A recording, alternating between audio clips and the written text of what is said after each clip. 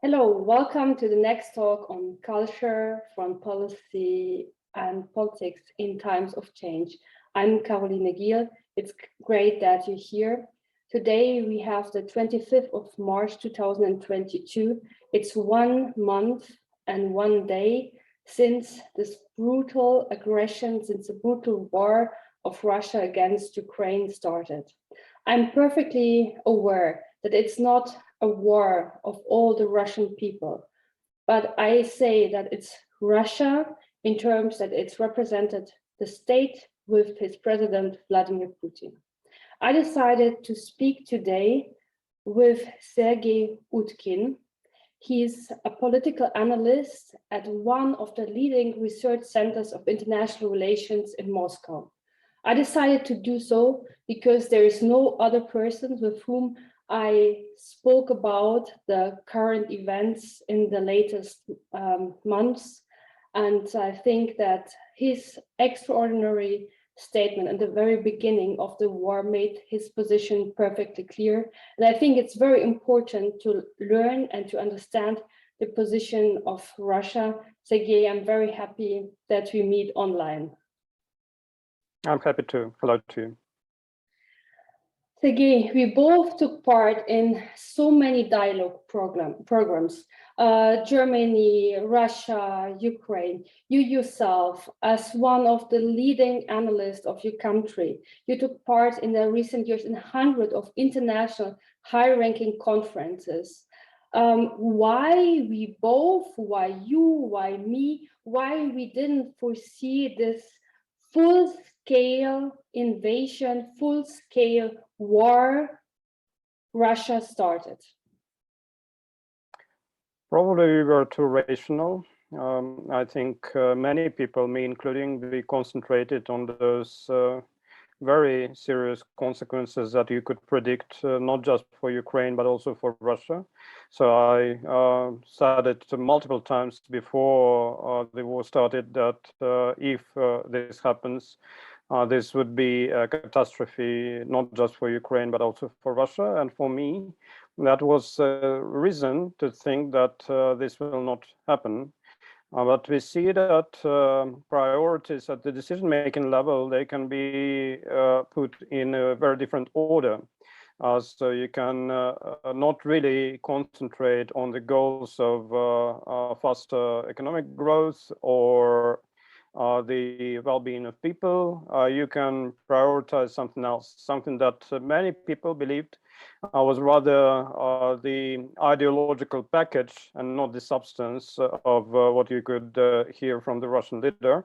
At this point, we know that he took this ideological package very seriously, and he decided that it makes sense to pursue those ideological goals, and even at the expense of economic growth and other important things that many people in Russia valued a lot. And as many say, of course, it will be the middle class and the richer stratus of the society that will feel most of the impact of this terrible conflict for their lives. Nevertheless, I think it is important to note that whatever the feelings in Russia are, it is, of course, the greatest suffering that is happening now in Ukraine. And I understand that whatever your position was, like a Russian citizen, or whatever you think about the conflict at this point, you cannot avoid some part of responsibility for what's happening, just because if we all believe we are somehow linked to our society, to our country, and this is done in the name of the country, that means that we do bear part of responsibility. I hear some of Ukrainian colleagues saying that they will never forgive the Russians, and while this might go against the Christian logic, if you like. I fully understand what they're saying, why they're saying that, and I think they have full right to say that at this point, because unless the war is over, I don't think we can make any reproaches to Ukrainians for overreacting. But, well, you're obviously not working for a Western think tank. You're working for a very famous institute in Russia. So, and you're writing a lot of reports and studies. So it means that everything what you recommended in the last years, it made no sense, right? Well, as some people say, science is mostly about the curiosity of scientists, and it's just their willingness to dig into things to discover what's in there. And in this sense, I think it's still something that will still happen, and you'll have people who want to deal with all those subjects that I dealt with. But of course, the turn that our country is now taking is indeed completely against what I considered important or desirable. I was concentrating on studying the European Union and then the EU-Russia relations. I wrote a book about possible interaction of EU and Russia in the security architecture that you have in Europe. So how they could make use of the existing mechanisms, what other mechanisms could be helpful. And of course, from today's point, it's just absurd to even think about that. We hear very respectable analysts in the West speaking about the necessity to build security not with Russia, but without Russia or even against Russia, which is also sort of a very serious rethink in comparison to what you heard in Germany before, when people were saying all the time that security has to be built with Russia. And this was also my personal ambition, to find ways how we could cooperate on security matters, on foreign policy, and all these failed. Just in January this year, I published a small report with the Russian International Affairs Council on Russia's participation in the Council of Europe, underlining the importance of this organization and the fact that in spite of all the mutual reproaches, it makes sense to continue to take part in the Council of Europe. And now we see that just a little bit of time later, Russia is no more part of this organization. We had similar processes with regard to NATO. I also was a very big proponent of cooperation between Russia and NATO in previous years. Now, most of this cooperation infrastructure is destroyed. And even in terms of atmosphere for some basic dialogue, you don't have the prerequisites to continue it.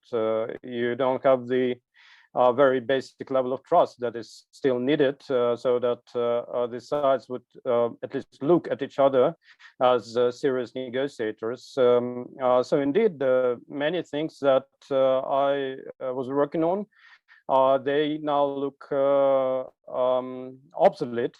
And at the same time, we have things happening that I would strongly advise against before they happened.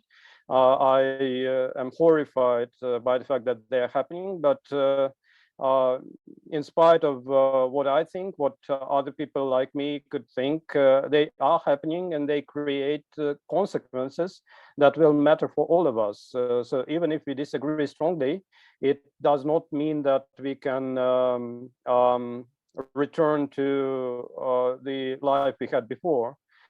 We already passed a number of very serious points of no return, and if we manage to build a better future, it will not be from the same starting point that existed barely just a month ago. Coming to the German-Russian aspect of the current situation, don't you think that it's a huge betrayal of Angela Merkel, of our former chancellor, of like the president of the Russian Federation, Vladimir Putin? I don't think he thought too much about the sensitivities of Angela Merkel. And of course, I think all people who contributed to working with Russia on the Western side, and those who invested in cooperation with the West on the Russian side, they are at least very frustrated and disappointed. They can have different understanding of who's to blame and what could be done differently, but I think they have very serious reasons, objective reasons to be depressed and disoriented, because at this point it's very hard to understand what kind of environment we will even have after the conflict. At this point, all those people who worked on cooperation and dialogue, they are not those who learned and could teach others either how to encircle cities or how to defend against invaders or anything like that. They were dealing with completely different subjects that were supposed to help us to avoid the horror scenarios. And now we are within the horror scenario that will first develop until a certain point that will create a new status quo. And from that point that we still don't see clearly, we could think again about what's possible, what kind of windows of opportunity we have, and would we have them at all anytime soon. At this point, I think most of those people who invested in cooperation, they feel like they're in a very serious fog and they don't see clearly what's coming. Now, many experts and politicians in Germany and also journalists commenting, they speak about the mistakes that German politicians, German politics committed, like mentioning Nord Stream 2, but other like very friendly, let's call it like approaches towards Russia. But do you think that if these mistakes would have been not taking place, could have prevented this large-scale invasion? Well, in terms of the war itself, I think we cannot push the blame on others. So that was the decision of the Russian president that he announced. He is, for the most part, responsible for this decision and the consequences. But as I said, also all other Russian citizens, people who live in the country, who work in the country, they also bear their part of responsibility for what's happening. And I don't want to push this blame anywhere else.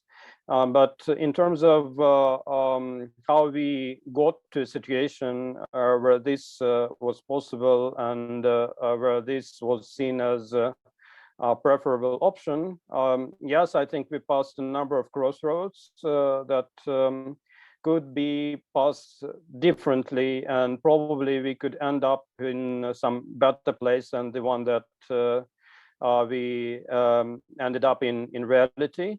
The first crossroads was very early after the end of the Cold War, when there was an option to put the OSCE, the Organization for Security and Cooperation in Europe, front and center, and say that indeed, out of what was just a conference to exchange opinions, we make an institution that would be legally binding, that would be the center of for resolution of all the European security matters, and to say that everybody regards it exactly like that.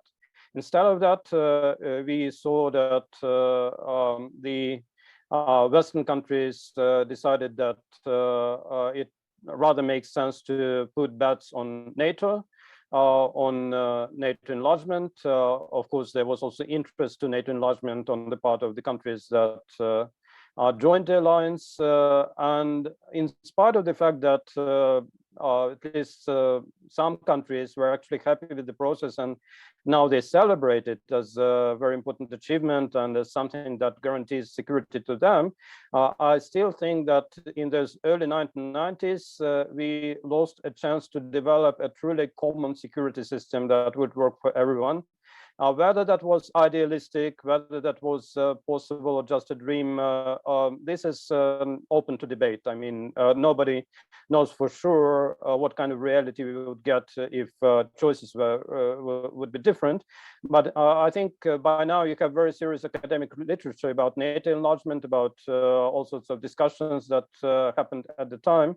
And it is very well seen that NATO enlargement was not the only option or inevitable option. So it was one of the strategies that were discussed, but you also had people also back then, and including very experienced ones, like George Kennan in the US, the connoisseur of Russia, the Soviet Union, and the Cold War logic, who spoke against that.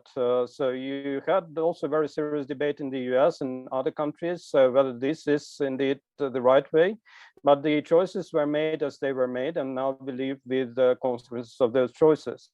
The other thing, just not to name too many of them, is the fate of the Minsk agreements, I would say, with all the reproaches that you could make to Russia back in 2014 and that were made on the Western side.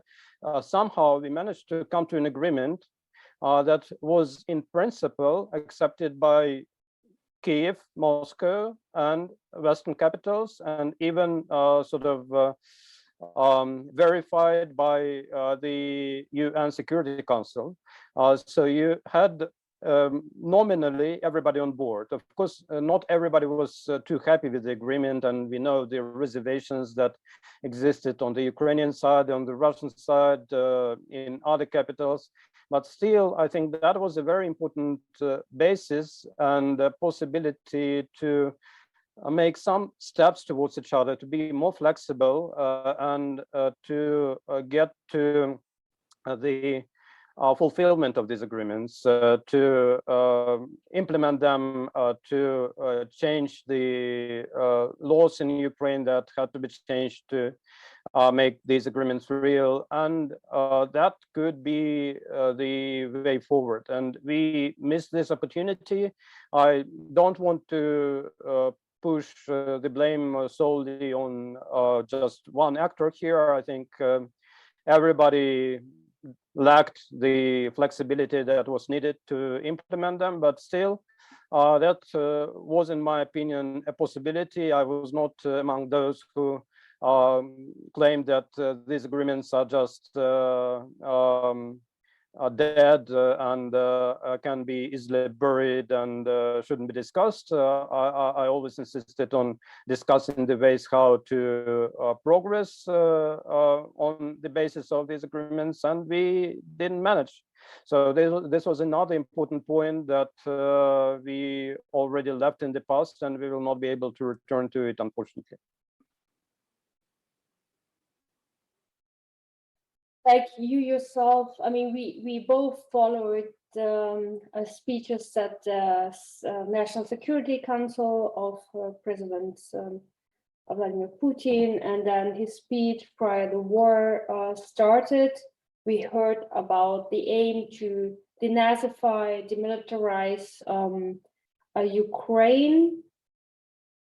But in your words, what are the reasons for President Putin to start this war? I think we didn't probably take seriously enough his writings and his statements on Ukraine, on what Ukraine is, on what Ukraine has to be historically. Most people, me including, we thought that this is some kind of general philosophy that is just indirectly relevant for what will happen. But it looks like by now that he takes all that very seriously. So he indeed believes that Ukraine, in the shape and form that we had just before this war, was sort of an existential problem for Russia, and this problem would have to be dealt with earlier or later. So he took this tough decision to deal with it earlier and like a problem to for change. eventually democratic Russia, or like that Ukraine frightens Russia? I think he is not in the same paradigm that is often very central for the Western debate when people discuss democracies versus autocracies. I don't think Mr. Putin is ready to agree that it's all about democracies versus autocracies. I think he sees the world as this realist paradigm of great powers fighting with each other, competing with each other, very often in terms of zero-sum game. So the advantage of the one side is a loss for the other. And then you don't really care that much, in his view, whether a certain political system is or can be named democracy or can be named autocracy. In the end, the Russian political system officially is, of course, named democracy, whatever you think of it. It's all about the games of power and influence, and you need to be powerful enough, and you need to ensure that balance of power is there, that you can live with, that is okay for you. And he felt like if Ukraine is just part of Western alliances and the pretense is made to probably further develop this Western realm to all of the post-Soviet space, then Russia faces this existential danger. So he believed that he had to push back, even if it violates all the rules imaginable. And then, of course, you see all those ideological goals proclaimed more as instruments rather than real goals. So when demilitarization is mentioned, well, you have all sorts of countries in the world that develop their armies, and why is it that this specific country has to be demilitarized? Or denazification, I mean, a term that people interpret very differently, and that many see as just another way of saying that the Ukrainian state as it developed shouldn't exist, or something like that. It's kind of goals that you can interpret in so many different ways, and that raise so many questions, or the agreement of Ukraine to recognize that Crimea is part of Russia, that the Donbas republics are independent. I mean, even to do that legally in Ukraine, you would need a referendum, you would need a constitutional process that requires that the war state, the state of war, is over. that the hostilities are over, that the situation goes back to normal. But then how can you expect Ukraine to actually agree to that? So the way forward in terms of negotiations, in terms of striking some kind of compromise between Moscow and Kiev is completely unclear at the moment. But if you see it as sort of fate of Russia to regain its sphere of influence, whatever comes, even at the expense of Ukrainian statehood, then you can find a logic in what's happening, in spite of the fact that officially we had assurances that no occupation is planned and that this is not about questioning the competences of the Ukrainian government. Well, it's not the first time when we saw politicians who say one thing one day and the other thing the other day. Yeah, perhaps many, like in the West, like in Germany, we thought that we already passed this kind of modern era, and we are in the postmodern era where the attractiveness of a country wins hearts and minds, that you don't need to do it on a battlefield, you just have the most attractive system, right? And it seems not to be true, and we going back in something like an imperialistic times, while we are in the year 2022. Yeah, indeed, it's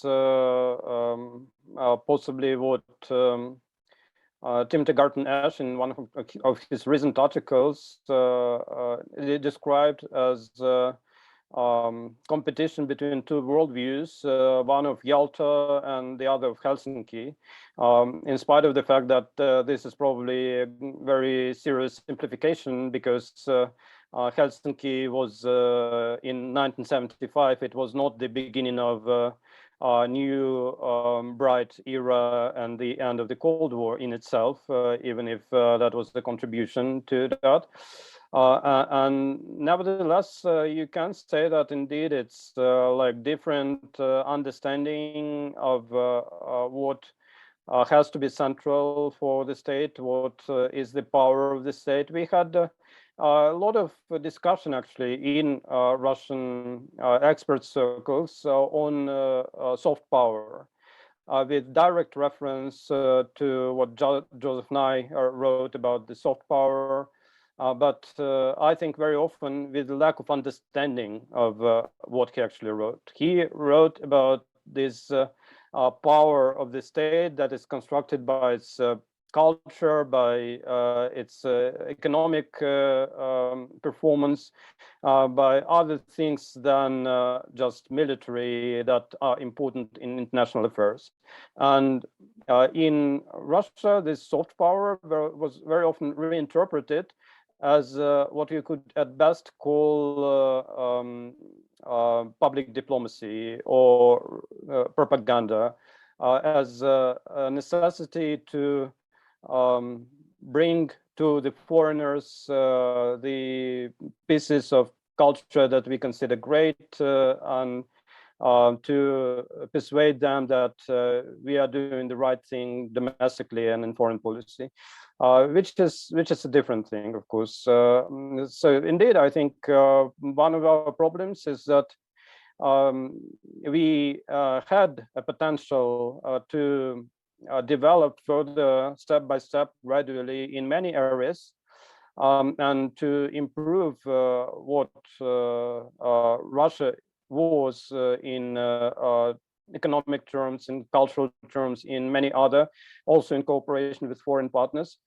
But bets were put elsewhere. So we had a different game started, very bloody and tragic game started with this war. We have tremendous economic losses that basically push the country's economy back in decades, not even years, but several decades, and few very promising sectors of the economy are just devastated. We had I just just read about the numbers, how many so talented people from the IT business are leaving Russia now. Yeah, we indeed have brain drain. That's one problem, and the other is that just prerequisites for development of certain business disappear.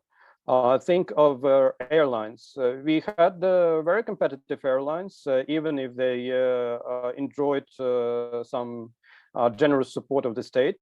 Still, the way they operated was quite good. Now they are devastated by what happened. They have to keep their planes in Russia because otherwise the leasing agencies, they will take them away from them. There are all sorts of issues that you have in terms of possible legal suits against them in the future because of that. You have similar things happening to the banking sector. I think we had very developed banks that were sometimes more advanced in terms of digital banking than in many places in Europe. And all of them now have to operate in completely unnatural environment in terms of their strategies, in terms of how they developed and how they invested. Both the banking sector and the airlines, they all were aiming at a completely different future for Russia. They did not have this even as a force majeure scenario, what we are having at this point. And even to get back just to what we had before the war started in this respect would be very difficult. You will have investors frightened by these events and unwilling to return to Russia, even if they are given a possibility to do so. You will have all sorts of issues created by the new legislation pieces, be it on the Russian side or on the Western side, because many sanctions are easier to begin than to lift. It's easier to introduce them than to get rid of them. And we remember some of the restrictions that were imposed on the Soviet Union yet in 1970s. They lived for decades when already the Soviet Union disappeared and all the reasons for them disappeared, and still it was hard for the US Congress to repeal them.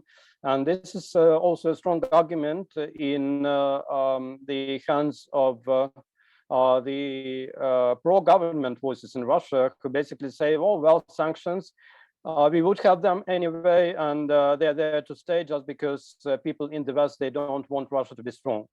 I don't buy this argument. I think this is not the case, and that these sanctions, they are linked to the war, and they would not happen otherwise. But you do have people who say that, and at least if there is something that they are right about, it's that indeed it's not easy to foresee what kind of sanctions would be lifted if this scenario develops or that scenario develops. It's easier to admit that many sanctions that are introduced against Russia, they will just remain because a lot of people in the West will for a long time be unhappy with what they will see in Russian policies, even if the hot phase of this war is over. Yeah, but you just mentioned the connections, international connections, not only by the airlines, not only by Aeroflot. How can it be that, or it seems to us, it seems to the polls that I'm reading, how so many people accept this propaganda, how so many Russians seem to accept the the storytelling of the Kremlin, how why so many Russians seem to be not interested to be part in this, like, I don't know how to call it, in this modern world. And of course, some, while they were traveling, they were buying iPhones, they were buying all the Western technologies. So are they really willing to give this all up for what? So are we going back like to like a middle age, or so what is, why so many people seem to support this way? Of course, you have different people with different attitudes, and I would not claim that everybody has a same approach and is under the same influence of propaganda. But what is quite clear is that most people they don't like to answer difficult questions and don't like to put themselves in an uncomfortable situation. And the situation when you have to admit that your country is doing something very, very wrong is definitely uncomfortable. So people very often, they prefer to judge about this situation in very general terms. Like, these are difficult times. So this helps you to avoid even thinking about why those times are difficult.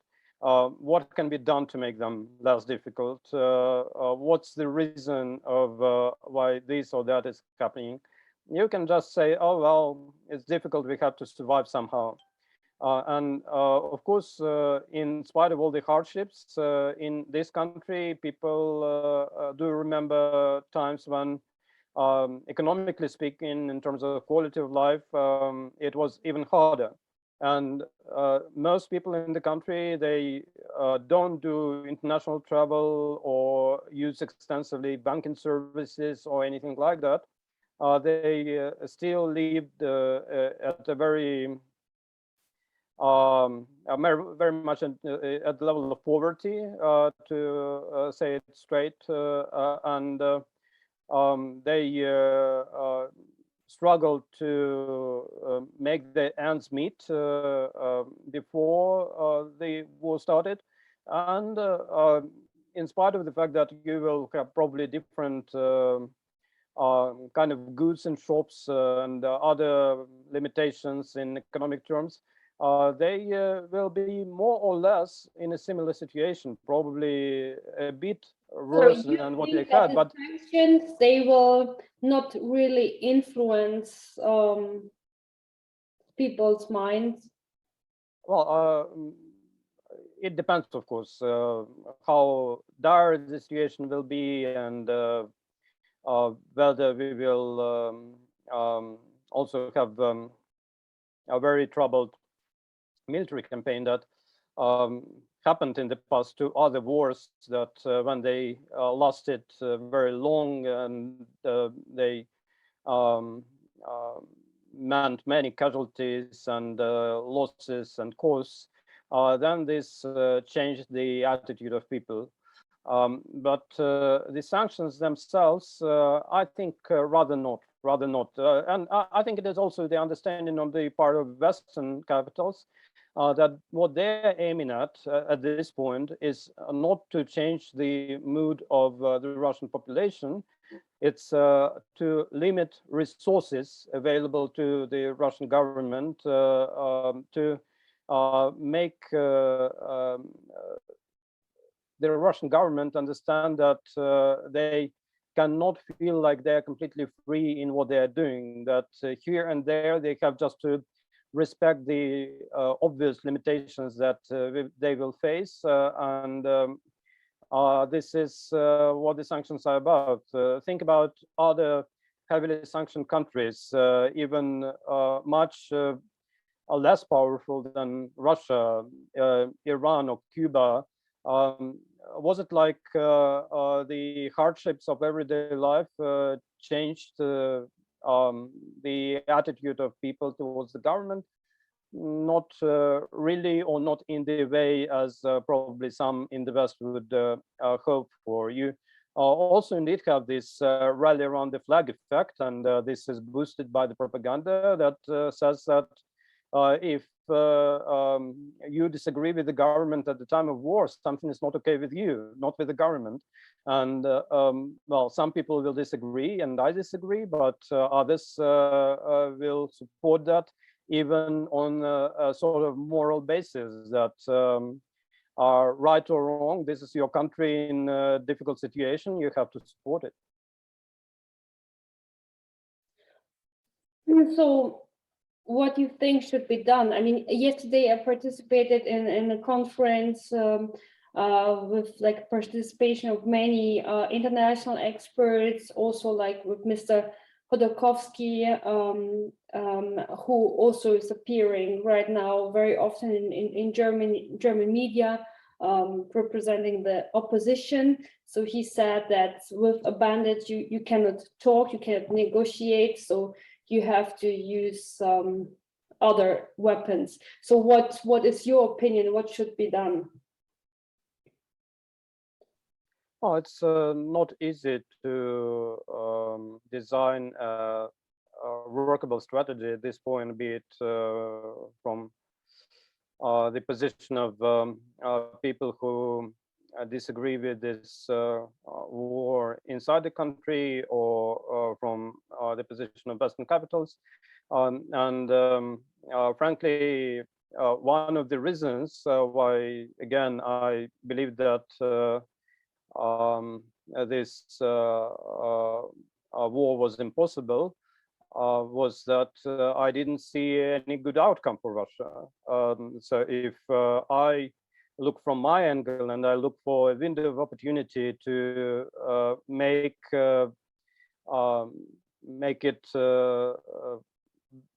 better for Russia in some way, so that it's not like better in terms of the proclaimed goals of this war, but in terms of how I see the interests of the country and the people in this country, that we get back to the goals of economic prosperity and well-being.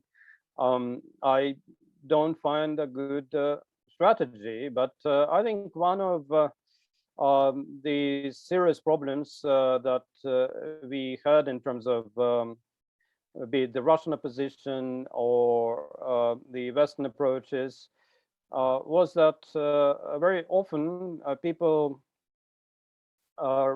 rather get satisfied with the feel of anger, indignation.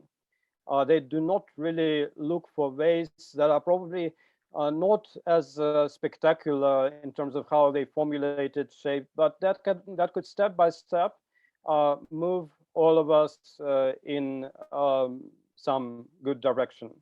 So you had a lot of infighting within the Russian opposition. You had a lot of very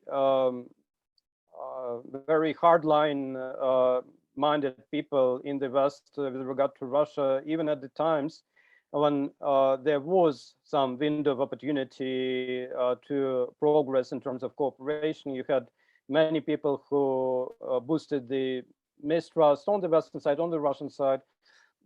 So very often you just didn't have the critical mass behind things that could actually work.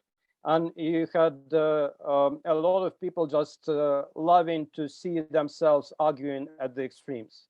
And this is still a problem. And I think one of the issues that currently exist in terms of the Western approach is that they see some faces in the Russian opposition that they like, and they don't care a little bit whether these people have any traction in Russia currently or can have it in the future. If you place your bets on a former oligarch, can you hope that like 100 of millions of people in Russia would at some point say, hey, this is someone I want to vote for, I want to support politically? Probably not, for reasons that may be argued upon, and you could disagree with them. But when we sort of sociologically try to understand the attitude of Russians towards this or that kind of political figure, you probably understand that some political ambitions just don't go anywhere. And of course, this is not happening in vacuum, and you had a lot of steps by the Russian government to actually limit the freedoms for the opposition, and that created the situation when you cannot see much of the prospect for them to succeed.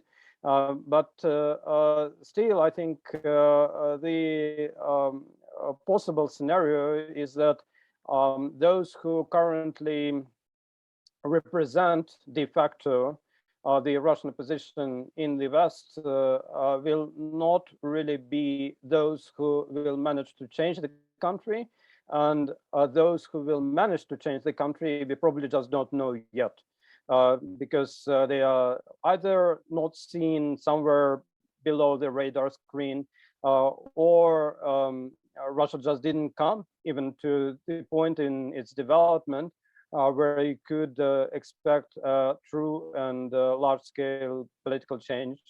Although, of course, a catastrophe like the one that we are passing through sometimes work as catalysts for political changes. Ask questions on the sanctions, and now I use some terms of Russian propaganda, like concerning, for example, Mariupol or other cities in Ukraine that are heavily shelled and mostly destroyed. That Russian propaganda said that the Ukrainians, that they use their civilians as like shields, but like turning this, do you think that because of the current situation with the sanctions, like the Russian civilians could be used as shields to somehow make a full-scale war with nature somehow acceptable for the Russian people? Well, I think it's not really my business to discuss it from the angle of some military tactics, what's happening on the ground, and we have very often very controversial information from the ground. This fog of war, it's like natural for these conditions. But in terms of a broader conflict between Russia and NATO that some people speculate about, I still think there are serious reasons to believe that this is not going to happen. Of course, when a lot of red lines that existed are crossed, you tend to think about the unthinkable. But at the same time, we have to understand that anything that involves the use of nuclear weapons, the most horrible scenarios that people discuss, this is always double-edged. So you cannot get into that without being hurt yourself, which is probably the case But also Russia with is any hurt other. already. So it is the case with any conflict probably, but the nuclear element brings it to a completely different level. And my feeling is still that even if you like, to the discontent of a number of people in Ukraine, the attitude of NATO remains quite careful not to get directly engaged, and probably the Russian policies, however rough they can be, they also don't aim at direct conflict with NATO. You even had Putin saying that this military operation was actually needed so that Russia doesn't face a conflict with NATO that would include Ukraine at a later stage.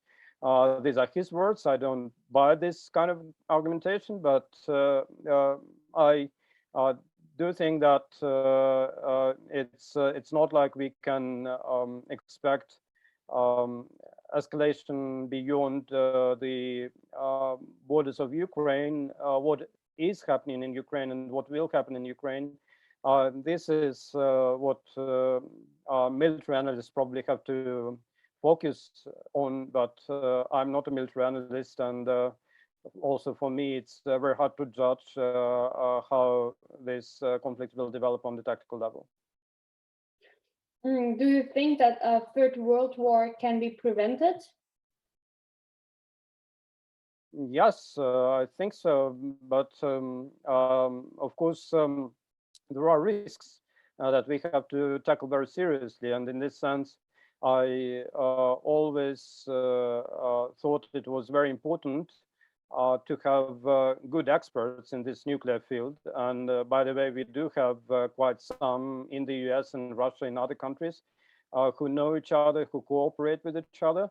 And I think one of their achievements recently was when this community of nuclear experts unanimously supported the extension of the New START treaty between the US and Russia in the first days of Biden presidency. And they could do much more of that to reduce the risks.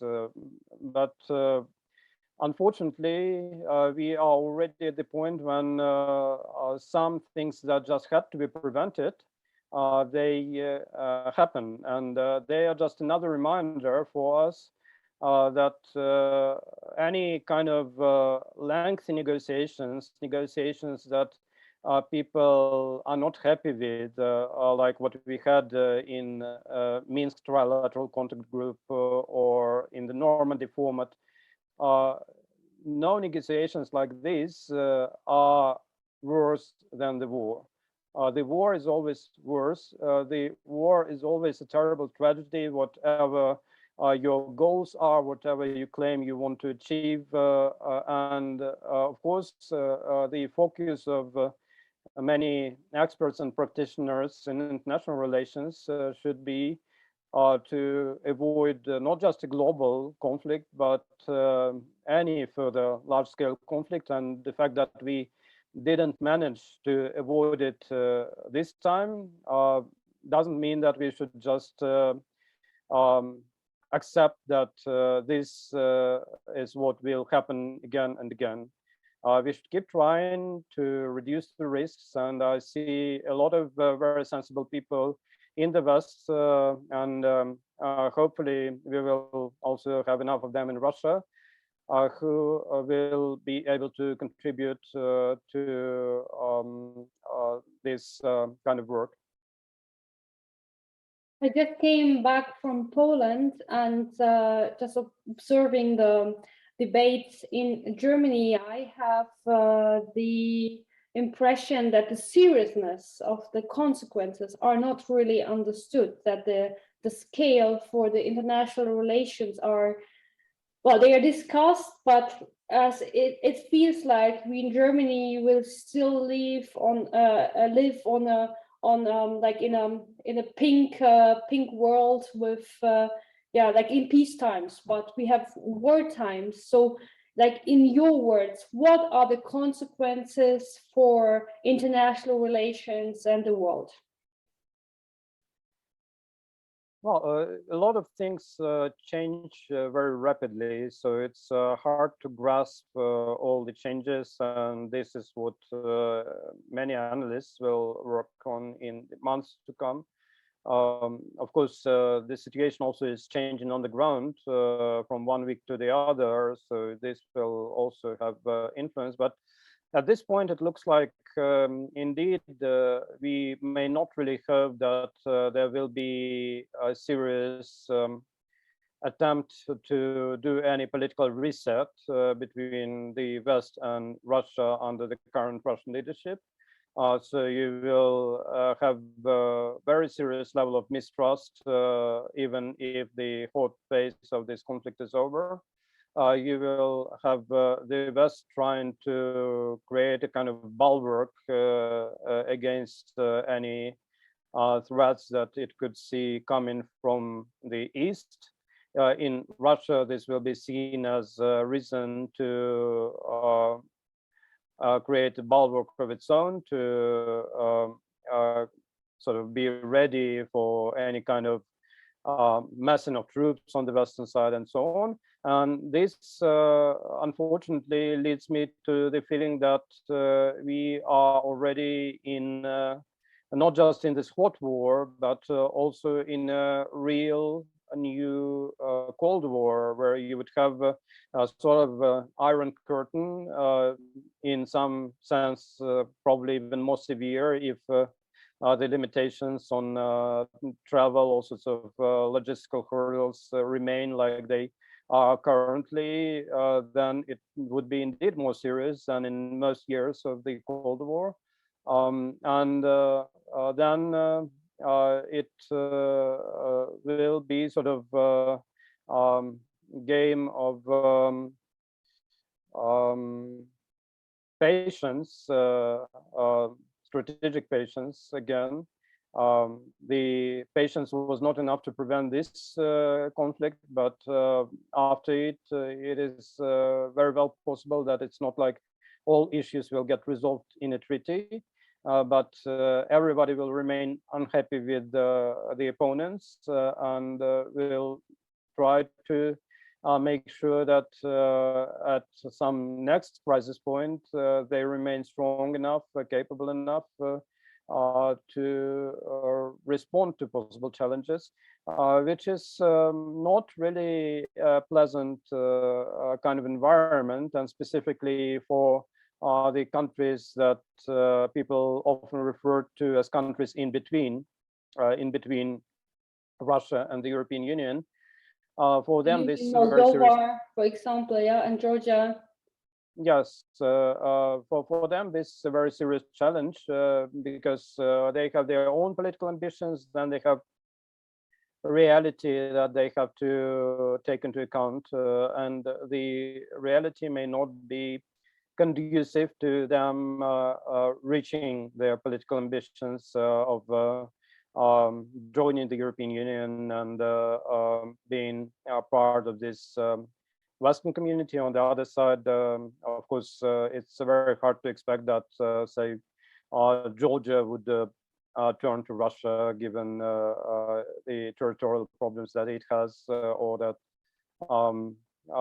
Ukraine does it, and it's still not clear in which shape and form Ukraine will survive this war.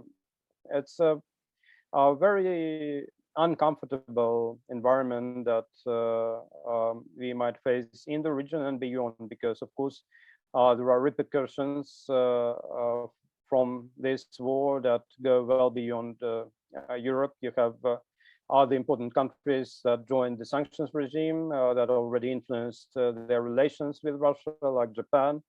And we will have this beta atmosphere in Russia. It will probably be interpreted in a way of this famous Alexander III doctrine that Russia has only two allies, its army and its navy, that it shouldn't rely on others because nobody will really care about Russian interests other than Russia itself. But it's easy to say that, and it's harder to advance with that in a conflictual environment. And by the way, the same Alexander III, he actually developed good relations with many countries, and kind of unexpected at that time alliance with France that was seen as different type of political system, sort of incompatible with Russia, but for political purposes, they decided to join their forces at the time.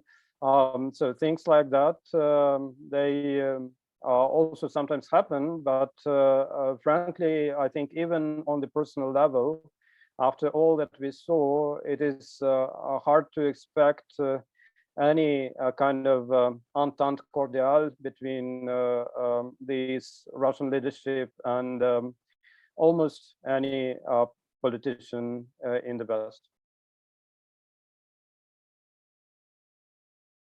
Yeah, so perhaps my last questions would consider your situation, like personally, how you will continue work. And while we heard from so many fields of culture, science, that the ties with Russia are cut. And yeah, what you personally think, how Germany or how the so-called West can support these Russians who are critical in these times? Well, I think there are a lot of tasks that only Russians themselves can do, and most of reproaches they can make not to the West but to themselves if they do not achieve something, if we do not achieve something. And you cannot fix from outside what has to be fixed from the inside.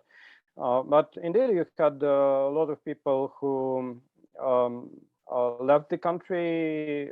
Very often, these are young people who are flexible, who are ready to work abroad. And if they have chances to get a good education, to adapt to the life in this global environment that very often felt like you didn't have real borders, that you can travel anywhere, that you can work from anywhere and do different things in cooperation with people from other countries. If they feel themselves at home in this kind of environment, I think this would be a contribution to the Russian future. But also a lot of things that have to be just even, if you like, mental internal work of every Russian to reflect upon what happened, to think what can be done differently so that it doesn't happen again. It's a phrase that you can find in the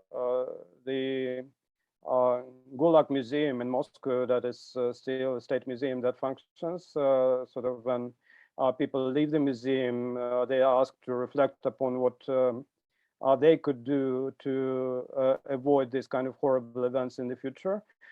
So this is something we have to reflect upon. And of course, you will need a lot of reconciliation work to be accomplished between Russians, Ukrainians, and beyond that, between Russia and the West and in the post-Soviet space. But frankly, I would say that the. But you think this can happen in our generation, that the Ukrainians will forgive? I think asking for forgiveness is probably the wrong approach at this point. At this point, what we should focus on is looking for ways to actually stop this war. If the hot phase of the conflict is over, we can discuss what kind of possibilities we have for dialogue, for making next steps. But you know, forgiveness is something that is very personal.